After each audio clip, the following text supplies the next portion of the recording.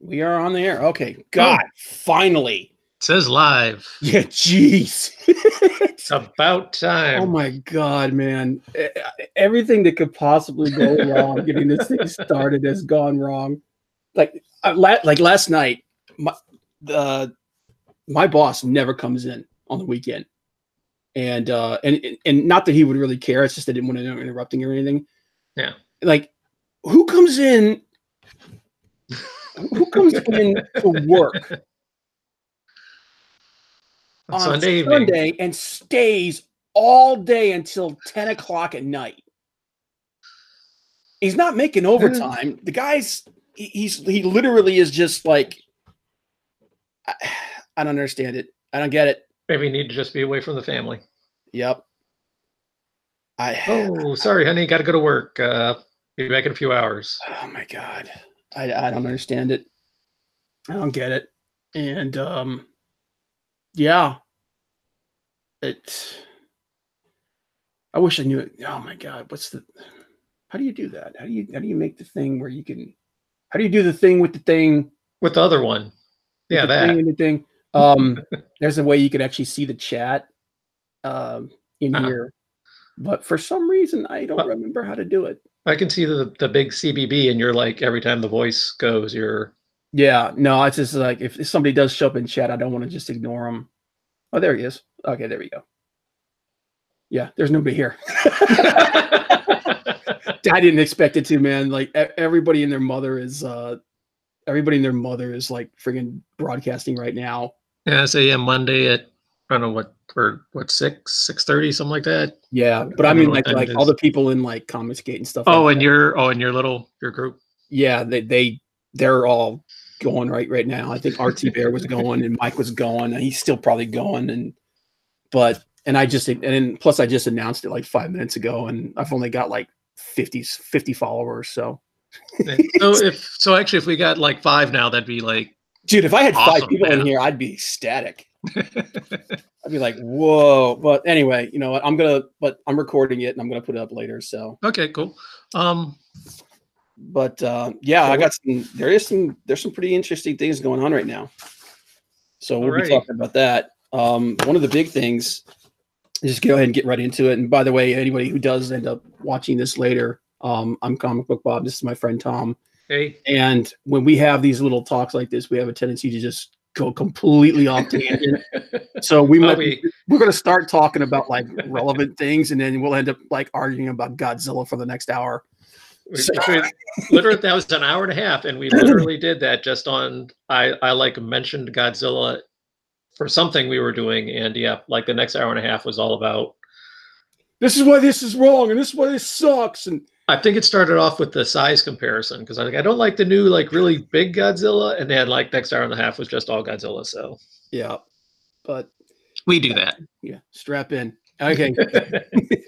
But we're gonna try and actually do something constructive and actually talk about some news here. So got a little bit of a list, so we should at least cover that. We don't know what else we'll get to. Okay. Group chat. I'm probably not even looking at the right thing either. So if there is anybody in here, I apologize. Yeah, I was about to say I don't even see if there's anybody else in here. I mean, where would I see it? Actually, you know what? I'm gonna all right. Let me switch screens here real quick. Here, it's gonna screw everything up. But whatever. Oh no! Oh no! That's ignorant. Charlie, our voices will disappear. Here, Charlie, I'll let you do this. Oh crap! I'm going to do something. I'll let. We're in a bit of a loop or something here. I just heard a little. Yeah, no, yeah, it was coming through my thing. Hang on. Okay. Okay, Tom. I want you to do me a favor. Okay. I want you to click on that link. Where's my icon? There it is. There it is. It just disappeared. Yeah. I didn't get there fast enough. Okay, hang on. I'll do it. Hang on. But I'm gonna drop a link in there. Okay. And you can keep an eye on that for me. See if anybody shows up. There you go. Try that. Double click or just click?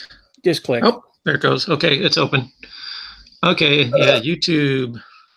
Yeah, you can mute it so that it doesn't like feedback. Show notifications. No, it should. You clicked on it, should take you right to the us actually doing this. Oh yeah, it's feedback. Yeah, just mute it and it won't feedback on you anymore.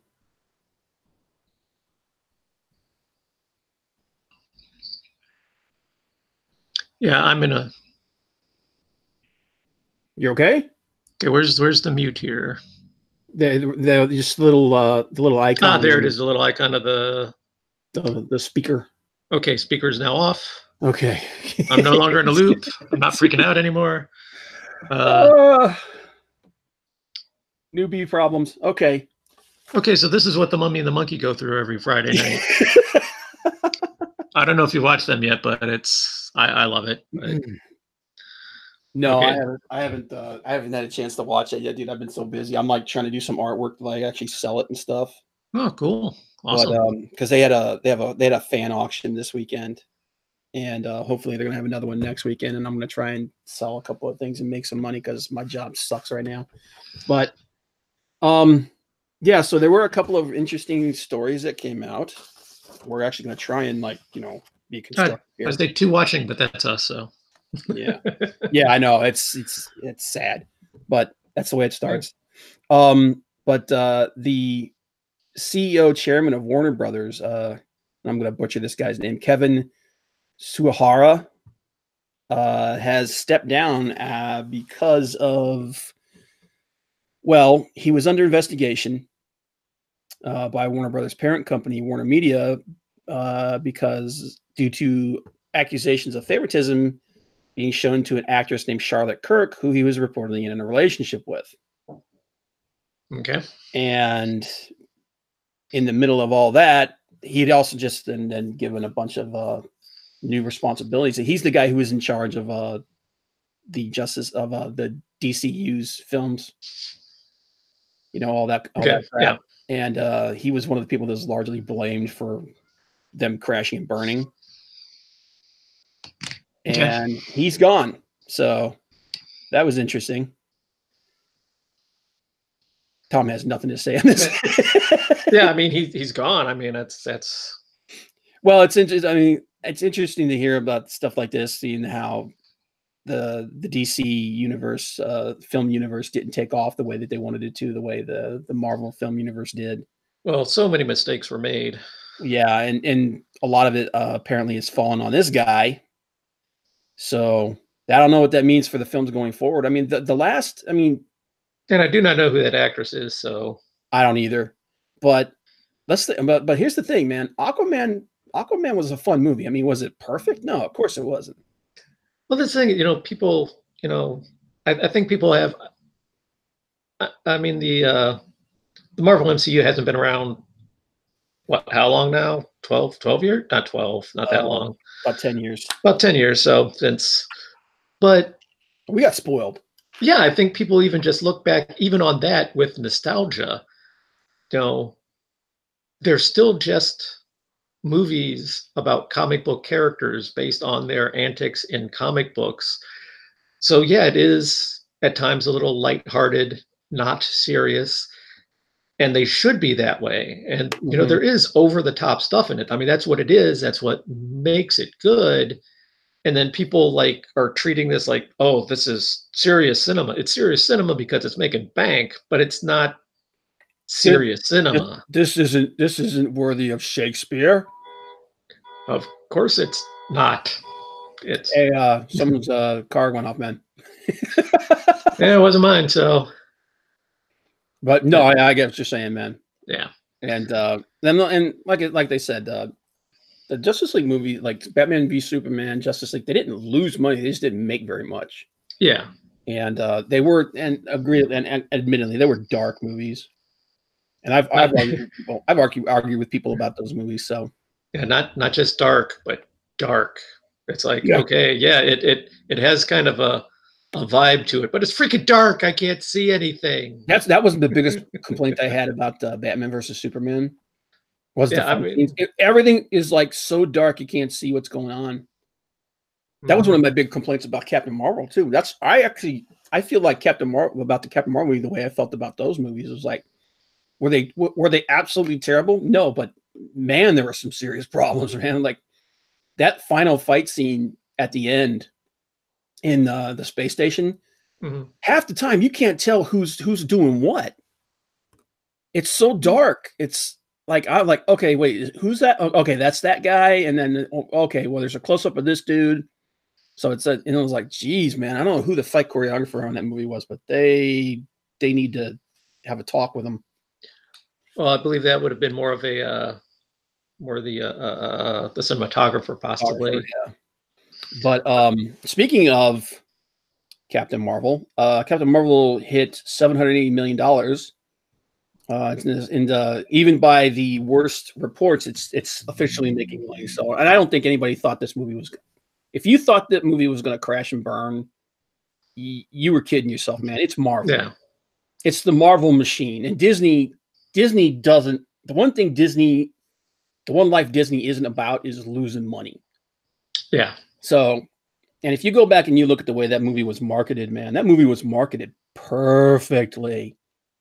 Like they put that thing, like I think Ethan was talking about it on his stream the other day. They sandwiched that thing between the two biggest movies of the entire Marvel line. Yeah.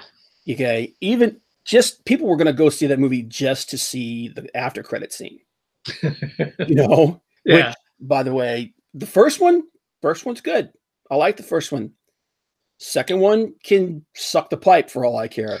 Well, the second one is usually just something else. It's not like it's not like the last one ever has any real tie-in plot-wise. It's just something at the end because he had Captain America doing his PSAs for his for the Spider-Man, yeah, and then like the Avengers movie. The end scene of that is they're all just sitting there eating. Nobody says nothing. They're just having their shawarma. Yeah. At least I assume that's what they're eating as people are like cleaning up around them. The final scene is always something like that. There's the credit scene, which is always a tie-in, like the one where Loki's reflection is looking at the Tesseract going, ooh, that's interesting. And, that sort of stuff. The first one always has a tie-in. The second one is just something. Yeah. So. But I'll be honest with you. I think part of the reason why I hated the final end scene so much was because of what they did with friggin' Fury's eye. Yeah, possibly. God, I could see. Stupid. I can see that. I don't want to talk about it anymore. Well, actually, I ranted on that on my review of the movie. So, legit question. Yep. In the comic books, how does it happen, or has he always had the patch? It was a wound. If I remember correctly, it was one of those things where he literally doesn't talk about it, but the assumption is it was a wound he got from his service because he started in World War II. Yeah. I might be wrong about that. It's been a really, really, really long time. So pretty much in the comics, he's always had the patch. He hasn't always had the patch. He had the patch when he became Colonel Nick Fury, agent of S.H.I.E.L.D. Okay. When he became the S.H.I.E.L.D. agent, he had the eye patch. When he was Fury and his Howling Commandos, which was a World War II comic book, he didn't have it. So it could have been Korean War happened. Yeah, it could have been anything. But the assumption is he lost his eye. Could have been an alien cat. You never know. Yeah, and I can't remember. They may have done a story. Dude, that's so freaking dumb. But it's he's a warrior. It's a war wound. Yeah. Okay. That just drives me freaking crazy. But yeah. So but yeah, the movies. Anybody who thought that movie wasn't going to make crazy money is out of their mind. Now, I don't think it's going to hit $1 billion like some people were saying. Like, oh, this is going to be the next. This is going to be the next Black Panther. Blah blah. I don't think so. I think it's going to hit around like 850, somewhere around there. It's going to make money. I mean, Marvel hasn't made a film that hasn't made money yet. Yeah. So anybody who thought this thing was going to be another Solo, they're you know, they're not there yet. Okay. Well, I mean, they're going to have some that just aren't going to measure. I mean, they're cranking these out, what, like 2, 3 a year now? Is their schedule? Actually, I think this year is not this year, but next year there's only like one.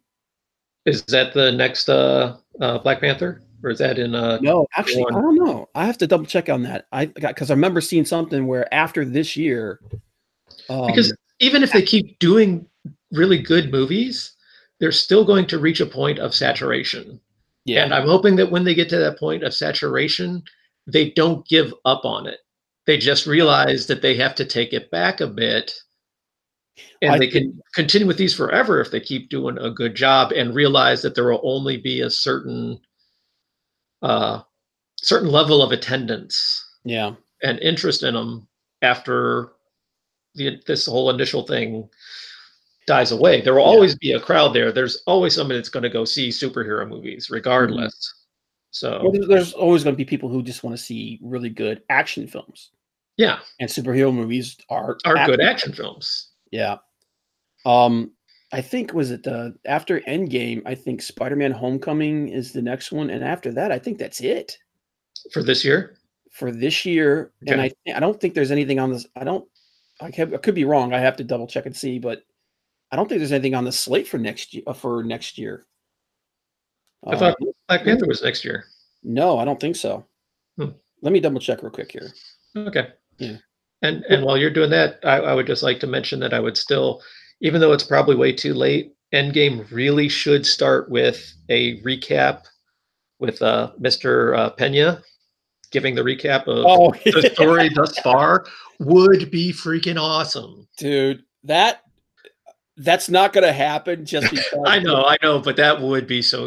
Even if it's not going to happen just because it would like break the whole drama thing. But dude, man, that would be fantastic. It could be a fantastic end scene, or if they include it on the DVD/Blu-ray special editions, that would be. Oh my god!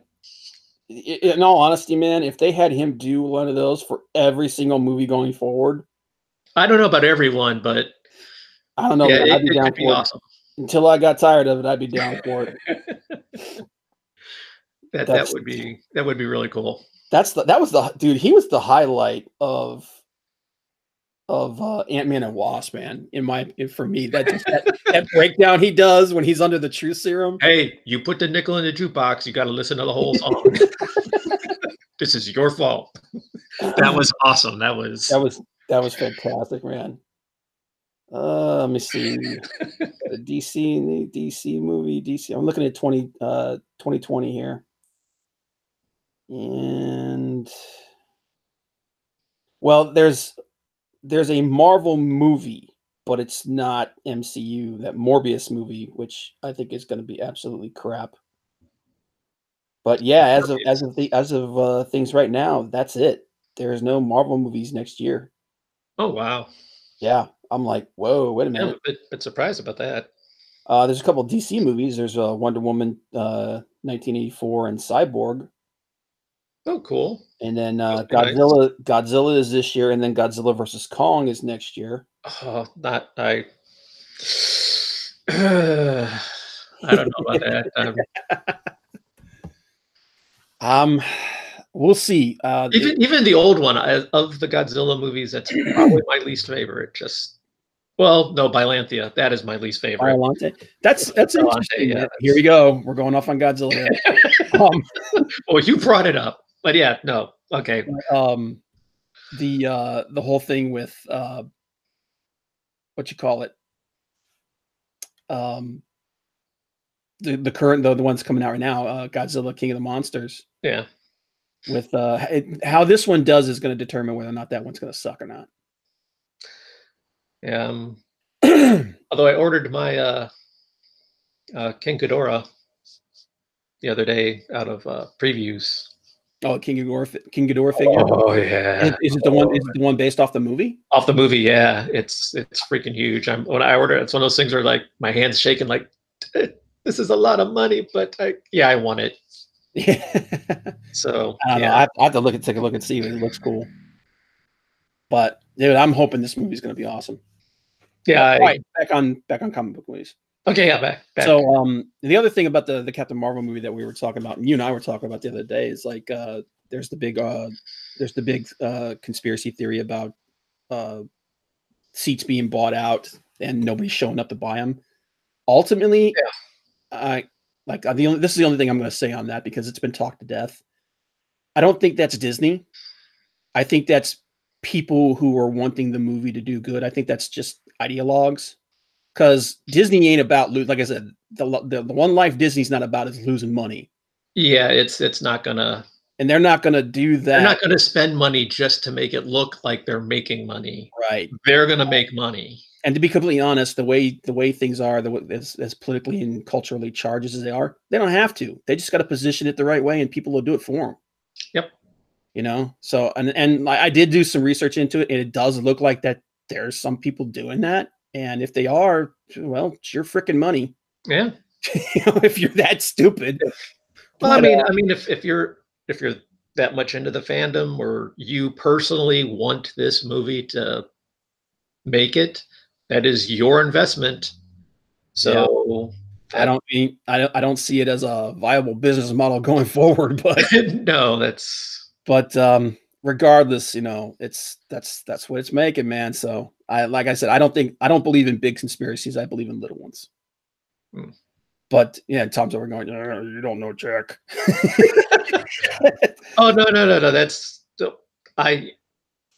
as Rob knows, I deal with conspiracy people at work. So yeah, that ain't nothing, Rob. Y'all gonna learn something today.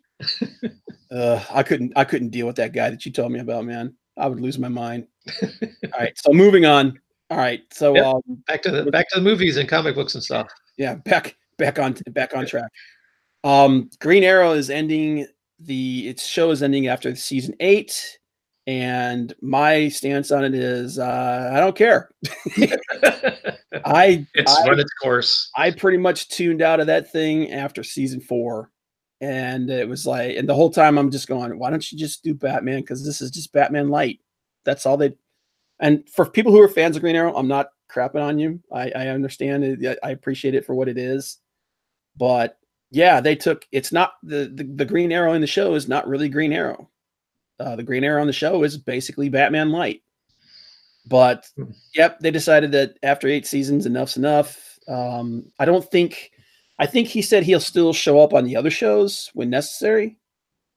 But as far as his own show, I guess that's it. They're gonna end it. Which me personally, I think the ratings on a lot of those shows are starting to come down. Mm-hmm. What would probably be better is if they just did like a Justice League show where put all of them on one. Or even, like, I'm trying to think, because they used to do, like, old TV shows would have the show is on, but it would be different stuff every week. And I don't mean like a variety show, but you could do like, okay, this is Monday night on whatever network is DC night, and we're gonna do like 5 different superheroes, and they'll be switching up. Sometimes they'll be on 2 weeks in a row if we have a extra long episode we're going to do. But you could have your whole menagerie of your characters and just do it like a weekly series of DC. Mm-hmm. There you go. We're this week we're doing this character. Like I said, you might have a couple weeks run of somebody, or you could do it like monthly. So that would give you 12 different characters you could cover in a year, 4 episodes each. There you go. Yeah. I mean, it would help with burnout for one thing, both for the public and for the actors and writers, and because I think that's what happened. I think everybody just got tired of it. The people watching it and the people working on it. I think we're done. Yeah. But yep, Green Arrow's ending. I think the Flash is still going. Supergirl is still going, although Supergirl, from what I understand, is on the bubble, so that might be disappearing as well. I think it just it was like you said, it just became a glut, and people just are getting tired of it. They want something different. But we'll see because I still like the Flash. I mean, I think the Flash kind of peaked like like in season 3, and then it's slowly starting to come down. And that's a show that I think they could save. They really need to do some work on it. Yeah, and they really need to. And honestly, and to be honest, I haven't watched it this season either. So, and I know this is something that they have a tendency to fall back on. I'm going to say that, and these are superhero programs. They're superheroes. They're comic book characters. They on their own are already soap opera-y enough, but when you turn them into just a straight out soap opera about one or two guys in the show have superpowers, it's no longer a superhero show. It's just a soap opera that happens to have superhero a veneer of superheroism because of some of your characters. It's a daytime drama with a coat of superhero paint. Right. Yeah. They need to stay away from that. That's a killer right there, and you're just writing yourself out of your own genre, I guess. Yep. But yep. Moving on from that, IDW, who is arguably the third or fourth, I think the fourth largest comic book distributor. They're in a lot of trouble. They've been IDW. Well, IDW's been in a lot of financial trouble for a long time. Their books are not selling very well. There's a lot of divisiveness going on with them. Some of the creators that they picked up have said and done some questionable things, and it's really caused a lot of fans to turn off on them. But financially, and they've been in some financial dire straits for a while now. Even with even with that deal that they made with Marvel, where they're actually producing some Marvel comics for Marvel. I think it was 4 titles. I can't remember exactly which ones they were, but even with that, their annual financial report this year reported a $36 million loss. Oh, yeah. And this is the people they have. These are the people with the Transformers and G.I. Joe license. And that coupled with, I can't remember the guy's name now, but one of their board directors was indicted under questionable financial practices. Ooh. IDW is in a lot of trouble. Unless something extreme happens. Maybe they're making a good G.I. Joe movie, maybe, that could help if they do it. I actually picked up one of their comics, one of the G.I. Joe comics. It was god awful. Oh my god, the artwork was horrible. The story was stupid. It's giant. It was they were fighting giant ants. Yeah, I'm reading this going. I don't even know what the hell to say to this. And it looks the artwork was just comical. And I don't usually sit here and bust on, because I'm an art guy. I don't usually like busting on other people. I was like, well, this art's not for me. This stuff was just bad. And if that's the level of things that go, the thing that I heard though, that the few Marvel comics that they were doing were actually pretty decent. But when the core of your business is just crashing like this, IDW might be the first major distributor to be the first to go here. Because I know I read some IDW titles. I'm just trying to think what I read that they do. I haven't read an IDW book in a long time. The last couple of books I picked up were because I'm a big fan of James Reyes. He's an artist on YouTube. His name's the Box Office Artist. I've showed you guys some of his stuff before. He's done he did a few books for them in the past, and he does a cover for them every once in a while. So to support him, I would go and check it out. But other than that, man, I can't remember the last time I picked up an IDW book because of anything other than that. Actually, no, maybe it's been, I'm thinking of some other stuff, but yeah, I can't really think of anything because it's not Rat Queens, it's not Monstrous, it's not. No, that's all Image. Yeah, I'm trying to. Well, maybe I haven't read anything in a while. Yeah, it's been a long time, man. Like I used to pick up the Transformers books, like I said, because of James, but I haven't touched any of their stuff in a long time.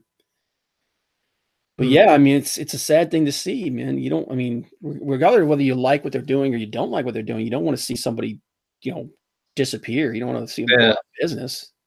But the writing's on the wall, man. If you don't put out what the fans want, they're not going to buy your stuff. Yeah.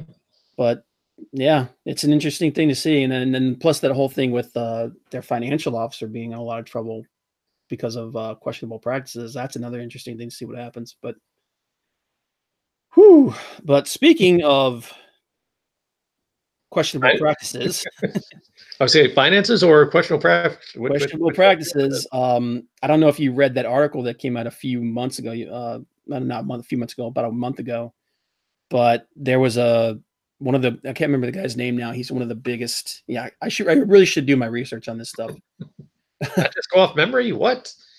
This guy, he's a owner of one of the biggest comic book stores in the country, and he basically did a breakdown of the questionable business practices that the big three are doing that are really hurting comic book companies, and they're putting them out of business, and they're driving away fans and whatnot. Mm-hmm. And one of them was way too many variant covers. Yeah. And too many of these, and this is something that a lot of people have actually chimed in on, and I'm a believer in this too, is that too many of these company-wide crossovers that have retarded number of tie-ins. Yeah, but in my opinion, that's always been a problem with the major American comic book purveyors, is they have always done that. I remember like being a kid, when I was like first like, oh yeah, comic books really cool, I want to read these, and I would pick up a title, and then there'd be somebody else in it, and you don't know what's going on with them. And it's like all of a sudden you're like just getting all this stuff, and it's like, people would have like 2-panel appearances in somebody else's comic, and it's like, so if you're only doing Spider-Man and that's all you're buying, you're still buying all the Spider-Man titles, and at least every month 2 or 3 other titles that just have appearances of Spider-Man or might be an ongoing crossover thing with him. So yeah, you're just going to run out of money. I remember one book where they were actually making fun of that, where it was I can't remember what it was. I think it was a Deadpool or a Spider-Man comic, and it says Thor is the mighty Thor appears in this book. No, honestly, seriously, we swear he does. And it is literally one panel where he goes flying by, and they're like, "Hey, is that Thor?" And then that's it. Yeah. But no, I mean, I'm talking about like where here's the way I look at it. And like, this was the thing I think that really killed the for among other reasons killed that Secret Empire storyline from a couple years ago. Is if your story, if the miniseries that you're doing, if the story you're doing isn't self-contained enough to the point where people can just read that and they get everything they need from it. Mm-hmm. But if you have to read 20 different tie-ins and then you have to have a follow-up series to explain what the hell happened in your book's broken. Yeah, you've done it wrong. Yeah. And what's going on? And Marvel, after that debacle with Secret Empire, they swore up and down that they weren't going to do this again. Haha. Well, guess what? Yep. So they got War of the Realms is coming out, and that's the book that's built around the thing that they've been building up for the last couple of years. 24 variant covers and counting. 24 variant covers and counting. And that's just for the first freaking issue. Okay. As far as tie-ins, including the book itself, the mini series itself is only 6 issues. Including the 6 issues. So they already have 4 times as many covers as they'll need for the entire run. Yes. Of the whole. Wow. Yeah. And that's just for the first issue. Okay. And actually, let's do this. Take the 6 issues out. Okay. Mm-hmm. 47 tie-in books over the next couple of months. 47. Well, 47 for a 6-book. 6-book 47 plus the 6-book miniseries, 53. So if you want to get the total story, everything involved. Now, I don't know if you can just get War of the Realms and be able to understand everything that's going on. I would hope that you could be able to do that, but a lot of times they're like, ew, if you want to know what's going on here, go check this book out. I'm like, and at that point, I'm like, yeah, screw you. But if you want to get every last thing for this event, cross over the whole thing, 53 books. Comic books are going what for $4.99 now? I think the War of the Realms books are going to be $4.99. I don't know the other ones. I would assume at least $3.99. So you're talking like $150. Oh, that's more than that. Yeah, well, I think. Well, let's see, 50. Oh yeah, you're talking. Yeah, 50. 53. You're talking 200 and. Wow, like $220, $230. Yep, and that's not even counting variant covers. Yeah, and that's if you wanted to get all the variant covers, you're talking over $100, and that's just for issue number 1. Yeah, I will not be partaking of this event. It's because I need to make my card payment. Yeah, I say maybe in 10 years we'll make it into a movie and you can find out then what it was all. I can't understand this. If I was a comic book store owner and I saw this, I would be so freaking mad. I would just a lot of them, just to be able to make ends meet, have been basically saying, look, unless we get a guaranteed sale on it, we're not ordering any of this stuff. The problem is what they do with a lot of these variant covers. Now, they haven't done this in a while. I think they stopped doing this, but I'm not sure. I have to double check on that. But to get a variant cover, you have to buy this many. You have to buy X number of that variant or X number of the regular cover. Mm-hmm. You know, that's why you go into a lot of comic book stores and you go to when they were doing those stupid lenticular covers last year, not last year, the year before, that turned into a debacle. There were stacks upon stacks of that stuff. Mm-hmm. I mean, literally, you could wallpaper your house with them. And it's because nobody wanted them. I mean, you have a special cover, nobody's going to want the regular one. Mm-hmm. So it's such a predatory practice. And although, we're not going to do it. We're not going to do this anymore. And then, here, have this. Although I say I like purposely, unless it's an artist that I really, really like, I always go with just the regular cover. Since people don't carry comic books anymore, you pretty much have to just order them. Yeah, I just go with the regular cover on like a good 95% of the time. Well, speaking of which, that comic book adaptation of Critical Role, mm-hmm. with Stefan Sedgwick's art on the cover, they're resoliciting that, I think, for October. Oh, cool. Yeah. So, yeah. I'll have to get it this time. Yeah, off topic. But yeah, I saw that and I was like, oh, you got to be kidding me. 53 freaking books. And that's just the ones that I've got listed here that I counted up. I'm like, oh my God. But, and in a more positive note, though, Ethan Van Sciver's Cyberfrog. For those of you who are who like to follow indie comics, or if you're into Comicsgate, or just interested in comic book news, Ethan Van Sciver relaunched. Basically, this is the last solicitation for his 88-page Cyberfrog comic that he financed on Indiegogo, and it just recently hit 80,000 in its third run, which at 80K would put it in the top 10 of comic books solicited for the month. So that's pretty damn good for an indie run, man. Altogether, I think it's brought in over $750,000. Oh, what you said just reminds me. I got to go on to Kickstarter for the check out what's on there. Well, the Aaron Malkovich. I got to go sign up for that one. There's a couple of projects I want to do. I don't know if you know who Bart Sears is. He's an artist. I know the name.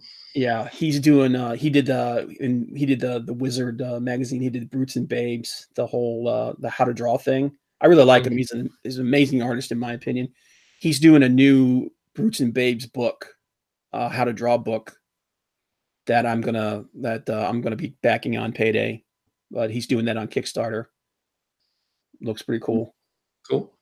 He's doing that. Bill Tucci, who's a really, really cool guy. I mean, I don't know if you ever read that book, She, Way of the Warrior. Yeah. Yeah, I have a couple of the real early issues. It was one that I really didn't keep up on, had other stuff, but yeah. Yeah, he's doing a new he's doing an updated one. He's doing She, Way of the Warrior, but it's set, obviously she's older. She's got a kid now. She has a daughter. Yeah, it looks good, man. I've always liked Billy Tucci's art. And he's got a YouTube channel, and he does drawing streams and stuff every once in a while. Really cool. Check it out if you get a chance to. I'll put a link in the description of the video. But yeah, man, 80K for the third run. And the only reason, and a lot of people are giving him, like, some people were giving him crap for doing another run. I'm like, well, he picked up on his YouTube channel, he picked up like 40,000 subscribers. Yeah. Since he ran it the last time. And the book's coming out at the end of April. So it's almost done. But a lot of people were wanting, they're like, hey, we didn't get in on this before, can we get in on it? And at first he was like, no, I can't do it. But then finally he said, all right. And me personally, I don't have a problem with it. I mean, the whole reason he's doing it is the guy's got to eat, considering the amount of pie that the guy consumes. But that was actually one of the funny things is he said, if this thing hits 80K, I'll eat a pie. I'll eat a whole pie live on stream. And so it hit 80K, and that's what he did the other night. Nice. He choked down a whole nother freaking pie. By the time he got done, he's like, I hate myself. But the shame. Another book that is on the Indiegogo crowdfunding front, Nasser Abadi. He's a good kid. His Trixie King Blood Reaper just hit its $10,000 goal not too long ago. So another successful run by Nasser, putting out his little horror title. Cool. And looks interesting. He sent me the script a while back. I actually read it. It's interesting. It's Nasser. So if you ever get a chance to meet him, dude, he's a good kid. He's pretty funny. But yeah, I mean, he's a young kid and he's getting it done. So good job, Nasser. And then there's another book that I've been keeping an eye on. It's called Tales from the Gate. It's last time I checked, it was at 53% of its $10,000 fixed goal, and it still had 30 days left. It's a 150-page horror anthology series. It's a bunch of different little shorts by a bunch of different artists and writers. That was good. Yeah, it's like, I actually have a thing. If I didn't take me 3 years to draw my stuff, I actually have a little thing I would have liked to have put into that one. But yeah, that's another one of those things. If anybody who, like I said, if anybody listens to this and they're interested in backing independent projects, that's when you might want to take a look at, because like I said, it's a bunch of independent artists, independent writers, basically trying to put out what looks to be an interesting like I said, it's 150-page anthology book for like $25. So it's a big freaking book. But the one that I'm really looking at is this one called Long Harbor. And this thing is like some serious H.P. Lovecraft stuff. The artwork is gorgeous. I'll have to throw the link of that in there as well. But this thing, it's already funded. It's at I think it's almost 200%. But it's got 9 days left. It's at $31,000. Last time I checked it, it was at $31,667. But that thing looks really cool, man. The tagline for it was really is really interesting. Years after surviving the mysterious tragedy that led to the death of his crew, Gary recounts the events to a journalist as the ship takes them back to the infamous shores of Long Harbor, where it all happened. A journey between reality up above and the nightmares below the waves, in which men are just as cruel as the monsters they'll encounter. This actually reminds me of, did you ever see that black and white silent film that they did for Call of Cthulhu? No, I did not. Okay, I got to watch this now. Yeah, it's on YouTube. You can find it. That's kind of like that story where it's basically it's a guy in an asylum. Now, do you say silent film? You mean like old timey silent film, or somebody made a new silent film? Someone made a new silent film. Okay. And but the whole thing in that is that it's a guy who's recounting the events of Call of Cthulhu. And this kind of reminds me like that. The guy's basically telling his story. But like I said, the artwork that I've seen for this thing is really, really nice. It's very, very cool. And it's very Lovecraftian. I'm really, really interested in that. So I'll be putting a link to that in the description below as well. Oh, speaking of Lovecraft, I've that Overly Sarcastic Productions on YouTube. Their Lovecraft Halloween special is freaking awesome. I think I saw. Is that the one where he was doing no, that was the Edgar Allan Poe one. Okay, well, if you watch the Poe one and you like that, you will love the Cthulhu one. It is freaking awesome. Red does. I'm sorry. Red. Go ahead. The Poe one was where they were at the dinner party, right? At the dinner party. Yeah, where Edgar Allan Poe throws a dinner party for all these other writers. No, this is the Overly Sarcastic. They just do like these quick little synopsis of different things. Like she does like most of the stories, the standalone stories that H.P. Lovecraft. She does a little bit of his background, and then she goes into Innsmouth, Call of Cthulhu. What's the one about the doctor that lives above the guy in the apartment? She does that story. The Unnameable, or the Cool Air. Cool Air, yeah. Okay. And what's the other? She does one of the other stories, and yeah, she just runs them down.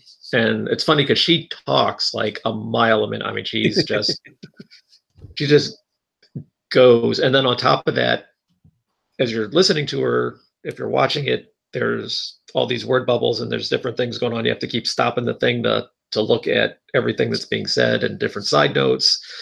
And there's times when I don't think she does it in the Cthulhu one, because there's two people that do these. There's Red and Blue. She mostly does literature. He does history. And so far it's all really good stuff. But yeah, she just like rapid fires through this stuff. And they did a couple of Halloween specials. One was H.P. Lovecraft. They did Edgar Allan Poe, Dracula, and Frankenstein. So, yeah. So they had. Oh, you got to watch them. They're awesome. But yeah, and then I really love the Edgar Allan Poe one just because Blue does a little bit of a cameo at the end that is hilarious. So yeah, you have to give me the link for that, and I'll throw it in there. Yeah. Okay. Yeah. Well, it's Overly Sarcastic Productions. Cool. It's on YouTube, so you're already there. And just go over there and give them a listen. Yeah, I'll have to check it out. Watch. But yeah, and that's speaking of comic books and stuff. Tom and I, for those of you who know, we went and saw Battle Angel Alita, and we were talking about it. I did a review of it, and I'm a big fan of it, but Tom is an obsessive fan of it. I would call it obsessive. Dude, you know crap about that thing I don't even remember. But curiosity. So. An interesting thing, if you're a fan of Battle Angel Alita, is there's actually a new series that takes place when she's a kid. Yeah, when she's Mars young. It's the Mars Chronicles. It's about everything that happens before, and Tom's actually going to talk about that now because I don't know jack about it, but it sounds cool. Okay, well that one, that's not the one I'm prepared for because I was prepared to do the other stories, but I'll do that too.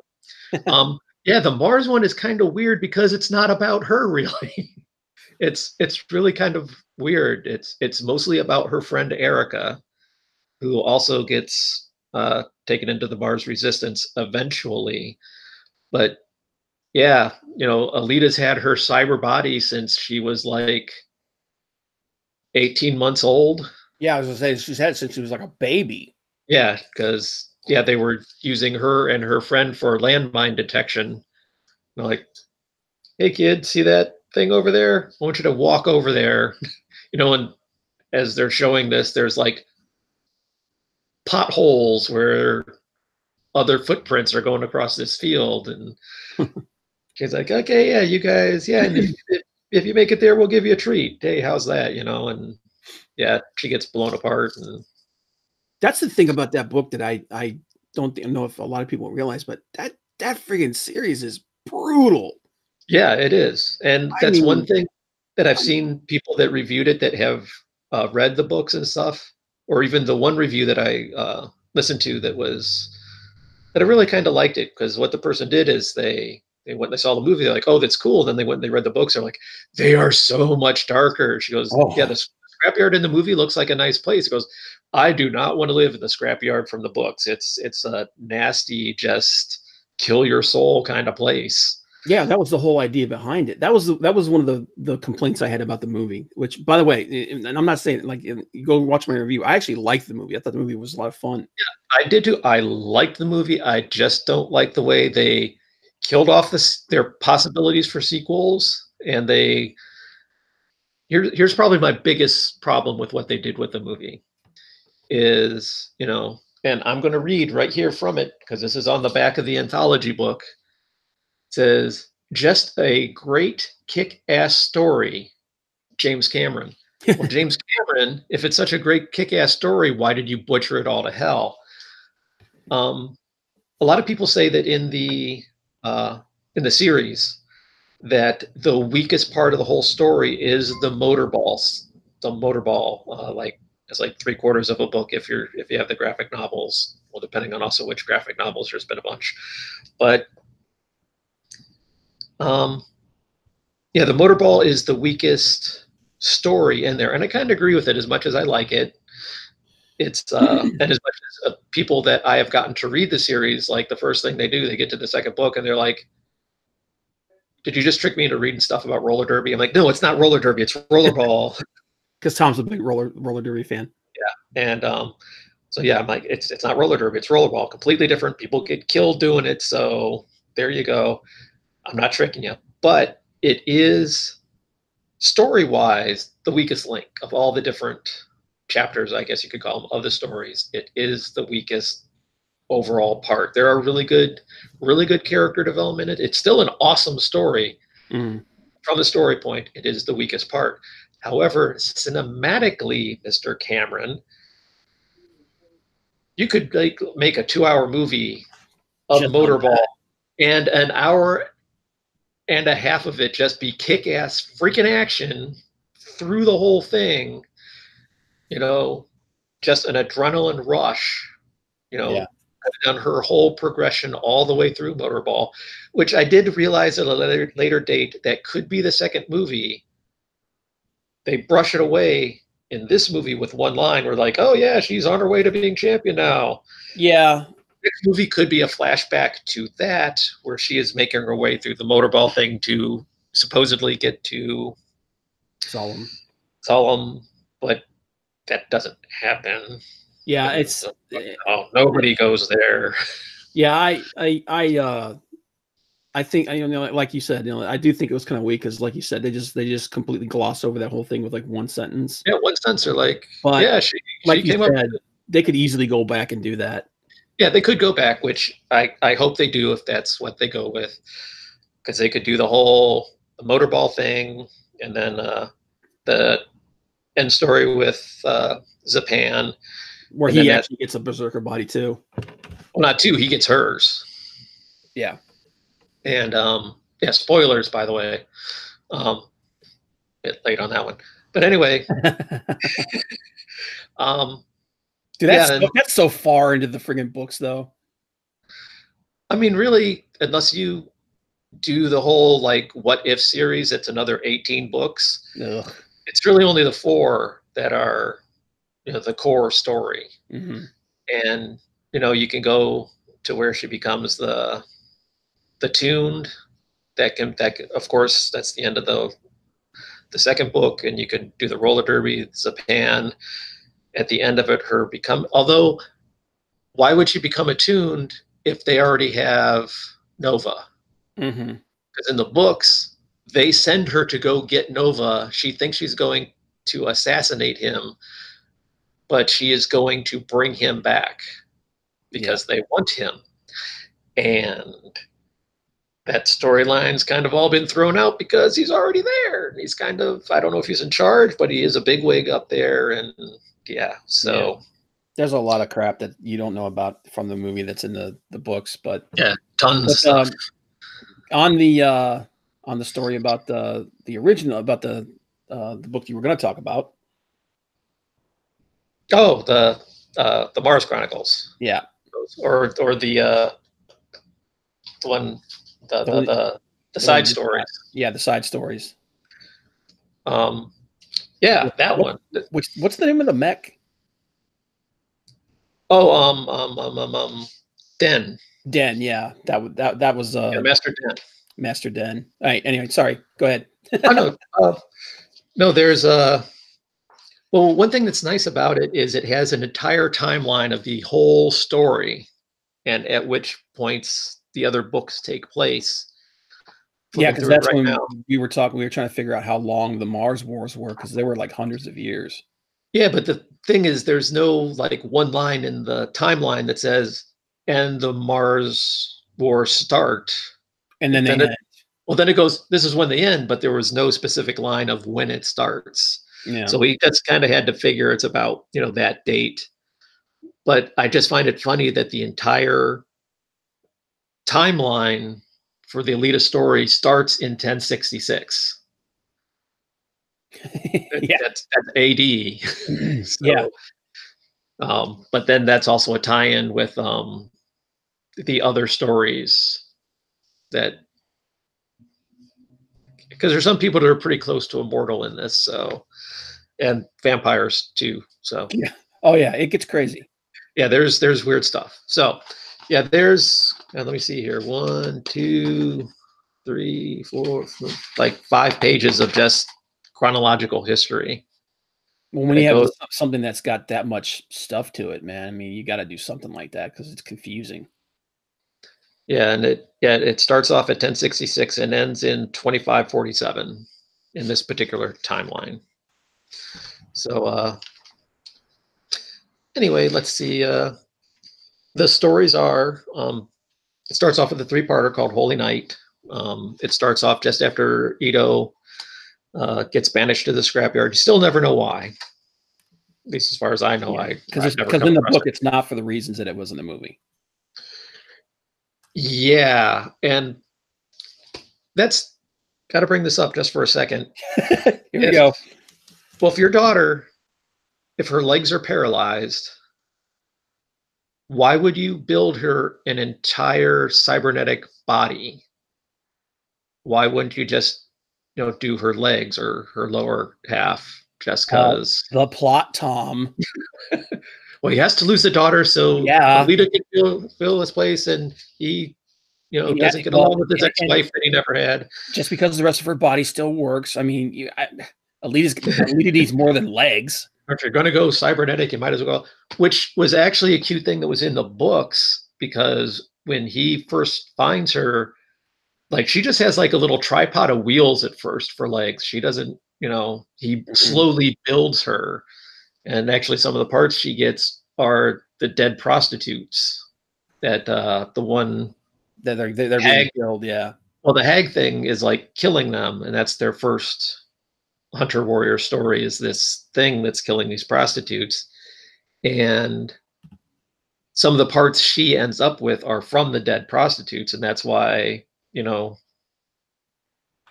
when she shows up with the arms of the prostitutes, it's kind of like, hey, yeah, those arms belong to someone that was killed last week. Where'd you get them? Oh, Ito gave them to me. Oh, suspicious. Yeah.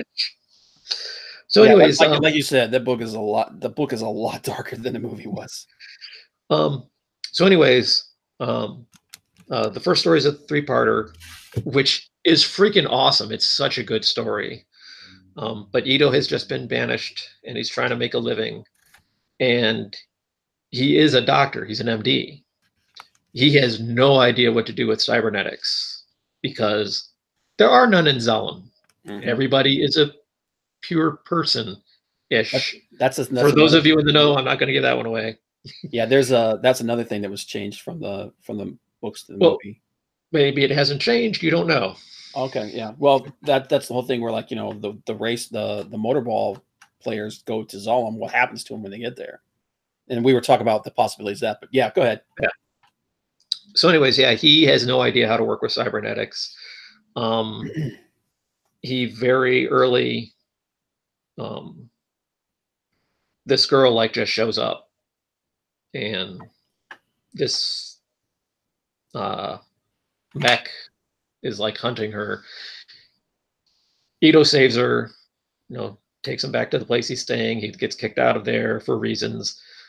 They have to find their own place, but she's this girl. She's about, I have no idea, young girl, but she, you know, can't talk, doesn't know her name, doesn't know where she came from. So he's not really trying to figure it out. He's just kind of like going with it because he's trying to learn cybernetics, because when people get injured in the scrapyard, you just take parts and throw them on them and send them out the door. You don't try to heal people, except for the really, really rich that are in the scrapyard. So if you're really rich in the scrapyard, yeah, a doctor can help you. Otherwise, they just make something, put it on you, and hey, you know, eventually you're going to run out of parts, so you're pretty much all metal. So anyways, this whole story is about this girl, their interaction, her backstory that she doesn't know, but they find out. It's a really good story. And you also find out in this story that Alita is the name of Dr. Ito's cat. Yeah. Not his daughter.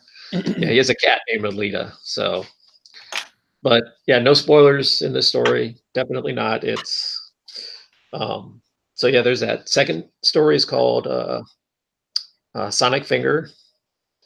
And it's basically about an obsessive fan, a motorball fan that becomes obsessed with Alita for reasons. And he's basically capable of flicking ball bearings at supersonic speeds. So even though it's not a gun,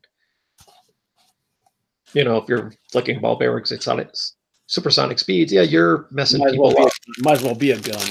Yeah. So he basically wants to fight her and comes up with a way of not really inserting his way into her life, but just getting close enough to her that after he makes an attempt on her life that isn't a real attempt, it's just to get her attention, that she realizes that this guy's a threat and she has to deal with it. After that is a very short story, which I actually of them like the best, but it's all about a deckman. And maybe it's just me being dyslexic. There's like 4 dialogues in the whole story, and it's just a couple of words. No, basically there's an attack on one of the trains that supplies the factory. And so it's in the wreckage afterwards. There's 2 survivors. There's a deckman and one of the mercenaries. Once again, if you've read the book, you know about the mercenaries and the collar and the gun and everything that they have. So it's a cute but sad story about this deckman and this guy. And then the next one is the Barjack Rhapsody, which has a Kodomi. Still trying to be a photographer, not really working out for her. But she goes back out into the world, you know, trying to hone her photographic abilities. And then she finds out that the Barjack is coming back and Master Den isn't dead. And you need to read the rest of the story. Yeah. So a lot of people are going to listen to this and they're like, what are you talking about? But Master Den is still there. That's all. Yeah, if you're a fan of Alita Battle Angel, if you're going to look into the manga, these are all stories that you're going to find, and just parts of that world that she lives in. Yeah, it's a really nice fleshing out. I thought I really it's still the same author, same artist. It's the same guy. Which, by the way, the artist is amazing. Oh yeah, the art in it is just utterly fantastic. Even back in the 90s when I first started reading it, and that's one of the things, like the cover of #1. I didn't particularly like the style that was used on the cover, but when I opened up the book, I'm like, I will buy this. And I've been a fan ever since. And it's just these fantastic, it's all black and white, just not quite simple lines. There's actually a really good amount of detail in it when he wants, but there's other times when it's just like a building, and you could just look at it and be like, oh well, well, actually right now you can't see it, but this is a great example. It's this grain elevator. I think that's what it's supposed to be, but it's right at sunset, and just the way part of it is dark, part of it is light, and just it's a simple picture, but the detail in it is just fantastic. That's like that guy and the guy who does the Akira, who did Akira. Yeah, skimped on no panel ever. Yeah, that the guy who did Akira.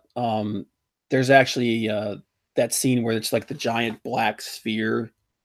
Yeah, the Akira effect. He didn't just color that in. He did all of that with cross hatching. Wow, it's ridiculous. It's like, yeah, that's even. But he's another one of those guys who's like, one scene he'll do something like that, which has insane detail, and then the next scene it's just like basic silhouettes. But it's just it's works. Even just like the silhouette things, like people half in shadows, is still it's not taking it cheap out. It's actually done incredibly well. Well, that's like Mike Mignola. I don't know if you know who he is. The guy who created Hellboy. Yeah, the art he does. It at first glance it seems very simplistic, but when you break it down, like his use of negative space and shadow, and just none. Just his consistency. Yeah. Of it, over years. I mean, just like these that we're just talking about, the Alita and Akira, and even I know who it is. I'm blanking on his name. The guy that did Mouse Guard. Oh, Peterson. Yeah, Dave Peterson. Yeah, I mean that is like, I hate these people so much. I've actually Dave Peterson. I love them and hate them at the same time. It's. Oh yeah, that's the way I feel about Kim Jong-gi and Jim Lee. Man, I watch them. I'm like, I'm equally inspired and depressed. But yeah, Dave Peterson actually has a really cool Twitch channel where he does a lot of drawings live. But no, it's like I said, like when I was younger, I didn't appreciate Mike Mignola, but today I'm like, I think he's one of the best artists ever. And also a shout out to the people that do Monstrous. Yeah. Mariko Tamaki, I think is her name. It's just freaking awesome. In the same way, everything is very consistent, which is what I like, because I really hate, like, even if you're going through something and it's got good artwork, not like, oh my God, this is like, I'm gonna die reading this, but just like, okay, this is good, and then like, okay, there must have been a deadline because these last 2 pages are crap. Yeah, and you're like, you see that a lot actually.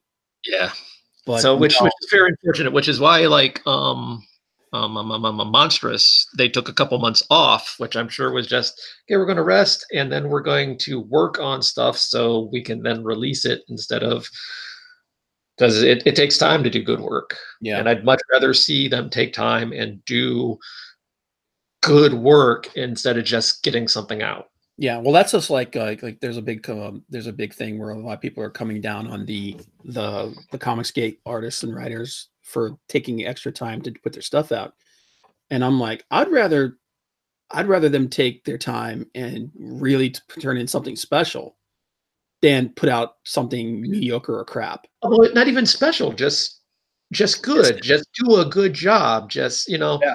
special is nice and special is really good, and special, can be a special edition of something, but And that's what I've said is like, that's one of the big complaints right now about there's two big projects going on at DC. There's Heroes in Crisis, and then there's Doomsday Clock. Doomsday Clock has been pushed back so much. Doomsday Clock was supposed to have been done last month. Doomsday Clock started in November of 2017. It's a 12-issue miniseries. It was supposed to be done last year. It's supposed to be done in December. And it's not going to be done until September. But one of the reasons why they're pushing it back, and don't get me wrong, that is frustrating. Yeah. And it kind of drives me crazy, but they're doing that. Good job. That's the guy who's doing the artwork, his name is Gary Frank. He's a great artist. He's one of the best working today, in my opinion. And they could substitute somebody out with him for an issue or two and let him catch up and just keep pushing it out, or they be consistent, let him do the whole thing, and it takes a little longer. Yep. There you go. I do think that I do think that they're pushing it a little bit because this thing's almost took 2 years to come out. Mm-hmm. But I would rather a book be a couple of months late and still have the same creative team, the same kind of creative energy, still have that same consistent look than put 3 or 4 different artists on a book and it's just a mess. Yeah. That was one of my biggest complaints, again, going back to that series from Marvel, Secret Empire. It was a different artist every book. And there was no consistent, and I understand why they do that, because sometimes they're trying to showcase different artists and stuff like that. But when you do that, you pull me away from the book. You pull the immersion out because it changes the consistency of it. So what was that? I said, because that's not what this character looked like last issue. I mean, you might still have the same basic concept of the character and the way they look, like their clothes might be the same, but the way they're drawn, it's different. Yeah. I mean, and it changes the feel of the book, in my opinion. Yeah. And one of the things, and that's one of the things that drives me crazy when you have a book and like right now, like that's the one thing I'm actually okay with as far as like variant covers is concerned, is if you announce that the person doing the cover it's a variant cover. What I hate is when they have a book and there's an artist who does the cover and then the art inside is different. Yeah, that always bugs me. That drives me crazy. I'm like, oh, this looks really cool. And then I open it and go, okay, this looks nothing like the cover. Mm-hmm. I don't like that. To me, that feels like a bait and switch. Yeah, literally it is. Yeah. But, like I said, I would rather, like I said, with Doomsday Clock, I'd rather they took their time and the same artist did the same thing. And that's a big complaint I have about the last couple issues of Heroes in Crisis, because one, I mean, I can go on about the story about this thing because the story about this thing drives me crazy. But one of the things that really makes me mad is the art. The artist who was initially working on it, I think his last name is Mon. The first couple of issues, he did everything and it was great. It looked good. And then the last couple of issues, I think to save time or because he got behind or something, he did the first page and the last page and someone else did the rest. Wow. No. Yeah. I was like, no. Don't do this. I'd rather it was late than doing that. Yeah, I agree totally with that. But yeah, as far as the artist for Alita, when he goes into detail, he goes into crazy detail, but it all looks good. Well, and that's, I mean, even in this book, because like the story with the Deckman takes place mostly in the desert and then on the ocean. And so, you'll have a page where it's just kind of the bare outlines of a dune, with a long shot at, the Deckman like coming over the dune, and then the next panel below it will be the same dune just with footprints coming down it, and then the Deckman, 50 yards from where he was in the last frame. Mm-hmm. And then the story with Kodomi, there's one of her like just walking down called A Country Road, eating apples, and just, half a mile back in the distance, there's cows in the field, and you can look at it and go, yeah, that's a cow. Mm-hmm. And, there are several cows all over the place, everything from like standing right next to her all the way to, like I said, like a half mile back. And, it's not just, some quick trick he did, or just, put bushes and stuff together. No, that it's this whole road winding back, and you can see the cows way back there. You can see the cows are right next to her, and they're all identifiable as cows. And once again, you're just like, I hate this guy. Yeah, but yeah, the artwork is just fantastic. I've seen books where artists will turn in, and I think Ethan Van Sciver actually talked about this one time.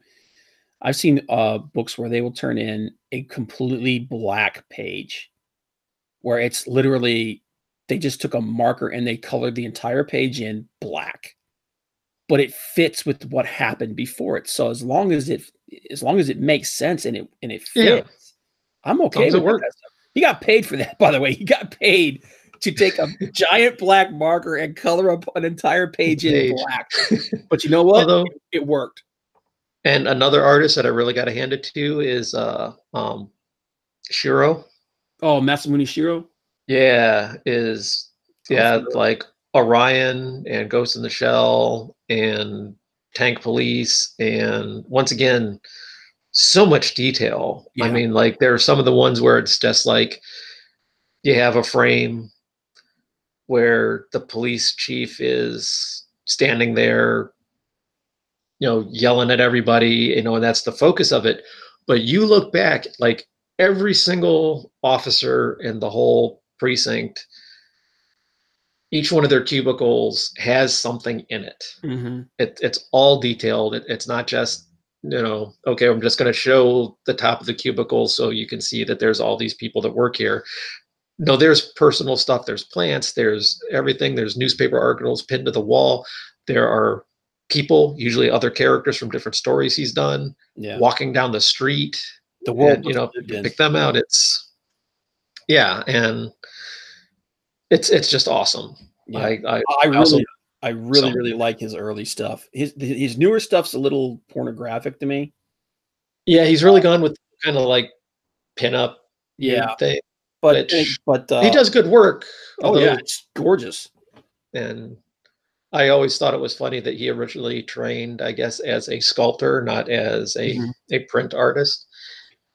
Well, that's just like I know a lot of guys when I was studying 3D, because I went to school for 3D. A lot of them were like traditional artists. They said if you want to be a good 3D artist, you need to learn traditional art. You need to learn how to draw first, because you're still doing the exact same thing, just with pixels. With pixels instead of ink. Yep. So but it's all the same concept. Just like I guess in Lord of the Rings, when they were doing that, they actually sat down with the guy that was doing the real effects, doing people's makeup and stuff and texturing, and he taught them all how to actually airbrush to improve their skills in using color and pigment and shading, doing 3D modeling. Yeah, well, that's one of the biggest elements of 3D modeling is you're figuring out how shadows fall. But cool. So what's the name of this book again, man? The Alita one, the short stories. It is just called Battle Angel Alita, Holy Knight, and Other Stories. Cool. So original cyberpunk classic. Check it out. I'll try and put a link in the description below. But okay, we've been going for, what is it? Almost an hour and a half. Oh, really? I don't see a timestamp on this, so I don't know. But I think I'm pretty much done. And you got anything else you want to talk about, man? Godzilla, but man, when that thing comes out, we're gonna be talking about that for like 3 hours. Oh yeah, but definitely. Okay, well, I think that's our first stream for forever. Oh, actually, Rob, did you click like on this? No, because we got 2 likes. Oh, good. Somebody must have. It only says 2 people watching. That's you and me. So I didn't click like on it. I'm not that narcissistic. But I was going to do it later, just to like, I don't know if that like ups. Well, if there were 2 people who came in here and we bored you to death, thank you for clicking like. And yeah, sorry. Hopefully, we'll get better as time goes on. But okay, well, I appreciate that, guys. I appreciate you being here, Tom. We're going to do this again, hopefully on Wednesday. Wednesday? Or? Yeah, this Wednesday, and hopefully just keep doing it every Wednesday because that was the original intention. Okay. Unless you're not able to, then I can always work something else out. Tuesday is probably better for me. Just saying. Tomorrow? Well, I wouldn't like to do it tomorrow, but Tuesdays in general are better. Okay, yeah, we can do Tuesdays. That works for me. Because Tuesday or Wednesdays is generally the men's derbies practice, and if they're doing scrimmages, I have to be there. So yeah, Tom's a big derby fan. So more than a fan, I do stuff. So yeah. But okay, well, appreciate you being here, man. Thanks for everybody who did step in, and thanks for our future listeners. And yeah, cool. We will see you guys next time. Till then, take it easy. Yep. See you later. Bye.